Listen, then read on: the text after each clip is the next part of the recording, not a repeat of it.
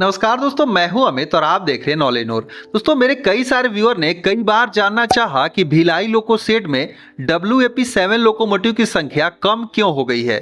तो दोस्तों, आज की इस वीडियो में हम इसी के बारे में डिस्कस करेंगे और जानने की कोशिश करेंगे कि भिलाई लोको शेड में WAP7 लोकोमोटिव क्यों कम हो गए।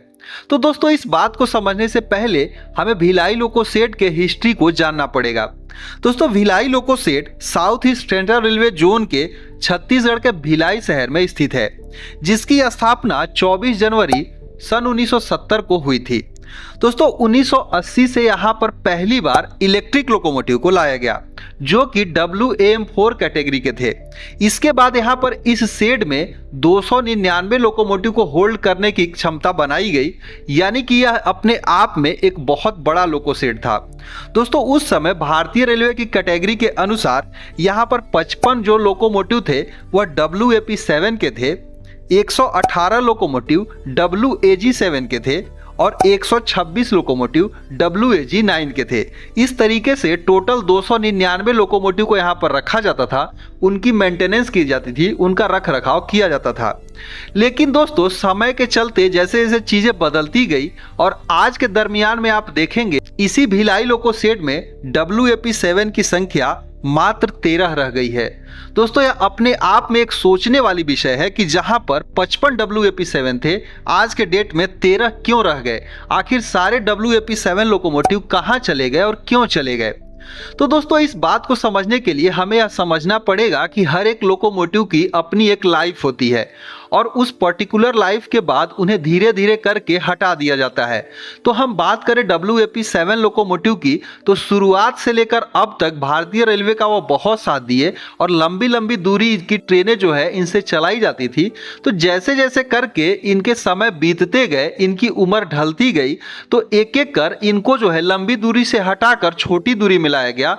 जहां छोटी दूरी में उन्हें जरूरत पड़ती थी, वहां भारतीय रेलवे के द्वारा इन लोकोमोटिव को भेज दिया गया। लेकिन दोस्तों, ये प्रॉपर रीजन नहीं है कि इस तरीके से अचानक यहां पर WAP7 लोकोमोटिव कम हो जाए।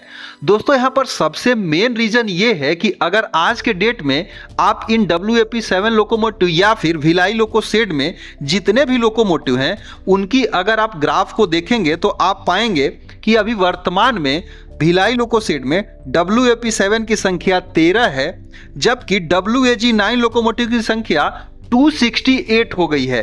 मतलब कि जहां पर पहले WAG9 126 थे, आज के डेट में वही WAG9 268 हो गए हैं। और यहां से जो है WAG7 को हटाकर WAG12 की संख्या 10 कर दी गई है। तो यानी कि यहां पर साफ यही जाहिर होता है कि भारतीय रेलवे सिर्फ और सिर्फ गुड्स ट्रेनों की प्रायोरिटी देने के लिए यहाँ पर WAP7 लोकोमोटिव की संख्या कम कर दी।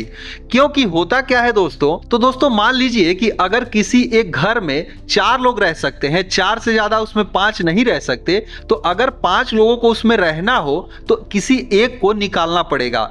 भारतीय रेलवे के द्वारा यहां पर यही करा गया, क्योंकि जहां पर कैपेसिटी 299 लोकोमोटिव को होल्ड करने की थी, तो अगर वहां से गुड्स ट्रेनों को इनको बढ़ाना है तो यहां से पैसेंजर ट्रेनों को निकालना पड़ेगा। इसीलिए जो है WAP7 यहां से कम किया गया, ताकि यहां पर WAG9 की संख्या बढ़ाई जा सके, क्योंकि सीट उतना ही थे जितने लोकोमोटिव को वहां पर होल्ड किया जा सकता था। तो दोस्तों, धीरे धीरे करके जैसे जैसे लोकोमोटिव पुराने होते गए या फिर दूसरे जगह और भी ज्यादा पर यहाँ पर WAP7 लोकोमोटिव की डिमांड बढ़ती गई, तो उन्हें निकाला गया और यहाँ से गुड्स ट्रेनों को बढ़ाया गया। क्योंकि आप सभी को पता ही है, south east central railway zone जो है सिर्फ और सिर्फ गुड्स ट्रेनों पर ज़्यादा ध्यान देता है, क्योंकि इनकी प्रियोरिटी मालगाड़ियों को चलाने की ज़्यादा होती है, जिससे यहाँ पर भारतीय रेलवे को रेवेन्यू ज़्यादा आता है। तो इन सभी चीज़ों को देखते हुए ही यहाँ पर गुड्स ट्रेनों की संख्या बढ़ाई गई, जिससे यहाँ पर WAP7 लोकोमोटिव की संख्या कम कर दी गई, क्योंकि वहां पर रहने की कैपेसिटी उतनी ही थी।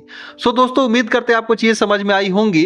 इसके अलावा आपका भी कोई ओपिनियन हो तो जरूर शेयर कीजिएगा। तो मिलते हैं एक दूसरे वीडियो में, तब तक के लिए धन्यवाद।